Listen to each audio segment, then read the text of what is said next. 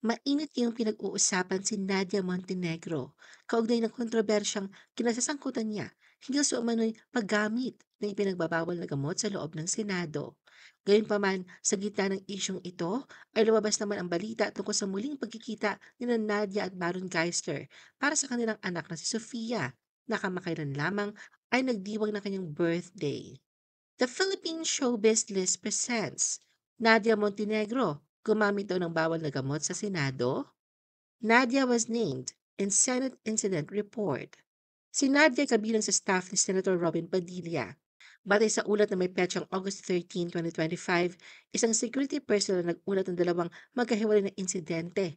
Nakakaibang amoy na umano'y nagmumula sa ladies' comfort room na malapit sa extension offices ng mga senador. Ang unang insidente ay nangyari noong ikalawang linggo ng July 2025 habang naka-duty ang security personnel sa ikalimang palapag ng gusali. Nakapansin na matapang na amoy sa lugar at matapos suriin ang paligid, wala nakitang sino mang gumamit ng anumang uri ng sigarilyo. Ang ikalawang insidente ay naitala noong August 12, 2025 sa parehong palapag. At batay sa nakasulat sa report, si Nadia Montenegro ang tanging taong naroon sa lugar sa oras na yun. Nadia denied smoking marijuana. Ayon sa incident report, itinanggi ni Nadia ang paninigarilyo sa loob ng ladies' comfort room at ang paggamit ng marijuana. Base sa report, nilapitan siya ng security personnel upang alamin ang kanyang panig.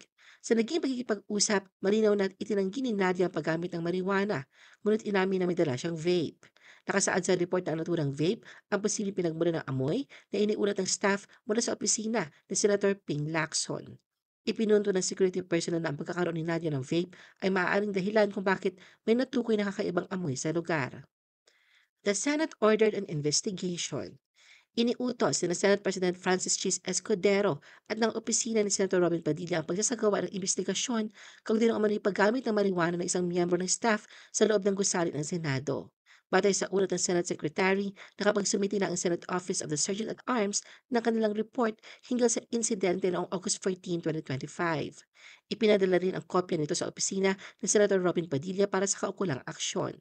Kinumpirma ng Chief of Staff ni Senator Robin Padilla na natanggap na nila ang report at naatasan na magpasa ng nakasulat na paliwanag sa loob ng 5 araw.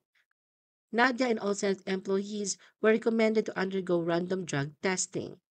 Inirekomenda ng Senate Minority Leader Vicente Tito Soto III ang pagpapatupad ng random drug testing sa loob ng Senado matapos lumabas ang issue. Samantala, ipinahayag ng Chief of Staff ni Senator Robin Padilla na wala silang pagtutol sa pahayag ng Office of the Sergeant at Arms na pagpapatuloy ang pagsasagawa ng random drug testing sa mga empleyado ng Senado. Nadia went on leave amid probe on marijuana use in Senate. Si Nadia, nagsisilbing political officer ni Senator Robin Padilla ay kasalukuyang naka-leave habang sumasailalim sa investigasyon kaugnay ng aligasyon ng paggamit ng marijuana sa loob ng gusali ng Senado. Nanatili siyang empleyado ng opisina at inaasahang magsusumite na nakasulat na tugon sa incident report na inihain ng Office of the Sergeant at Arms. Ayon sa ulat, nagsagawa na ng paunang internal investigation ang opisina ng Senator Robin Padilla hinggil sa mga lumabas na ulat sa media na nag-uugnay kay Nadia. Sa parehong araw, agad siyang inatasang mag-leave bilang bahagi ng proseso upang bigyang daan ang mas malayang pagsusuri ng insidente at maiwasan ang anumang posibleng impluensya sa investigasyon.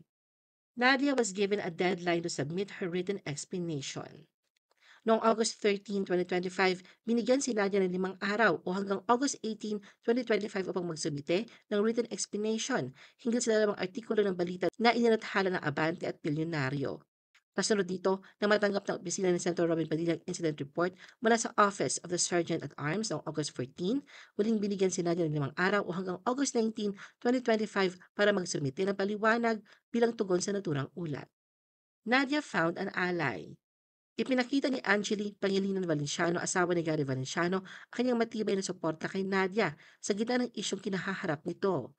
Sa isang post sa kanyang Facebook account, inilahad niya ang personal na karanasan at matagal na pagkakaibigan nila ni Nadia na umabot na sa mahigit 25 taon. Ayon sa kanya, matagal na niyang kilala si Nadia bilang isang debotong Kristiyano na tahimik ngunit tuloy-tuloy sa pagtulong sa komunidad at sa pagpapalaki ng kanyang 8 anak na maayos at marespeto. Kasapi rin umano si Nadia sa kanilang Artist in Touch ministry. Sa kanyang pananaw, hindi nakikita na gagawin ni Nadia ang anumang bagay na sisira sa kanyang reputasyon, lalo pa't kilala niya ito bilang matalino, makadiyos at masigasig sa pagtulong sa mga nangangailangan. Ayon pa sa kanya, aktibo si Nadia sa kanilang mga prayer group chats, bagay na nagpapakita ng kanyang patuloy na pagsasabuhay ng pananampalataya. Nadia and Baron Geisler celebrated daughter Sophia's birthday together. Sa kabila ng kasalukuyang issue na kinakaharap ni Nadia, nagkaroon siya ng pagkakataon na muling magsama kasama si Baron Geisler para sa 19th birthday ng kanilang anak na si Sofia. Ang dating magkahiwalay at may tensyon ng mga magulang ay muling nagkasama. Kapwa nakangiti at tila maayos ang samahan, habang kasama rin si Jamie Evangelista ang asawa ni Baron. Nagsalasalo sila sa isang simpleng pagkain sa isang restaurant kung saan naroon din ang ilang piling bisita kabilang ilang pang-anak na babae ni Nadia. Ibinahagi ni Nadia ilang larawan mula sa okasyon sa kanyang Facebook page noong August 13. Makikita sa mga laramang ito ang masayang samahan ng pamilya at mga kaibigan sa isang simple ngunit espesyal na selebrasyon.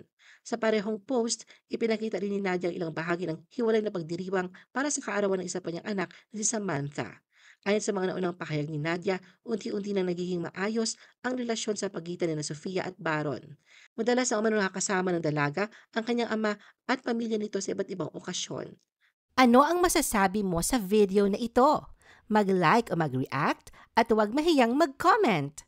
For our YouTube viewers, huwag kalimutan mag-subscribe at i-hit ang notification button. At para sa aming Facebook viewers, mag-like at follow sa aming Facebook page para updated ka sa mga showbiz chika.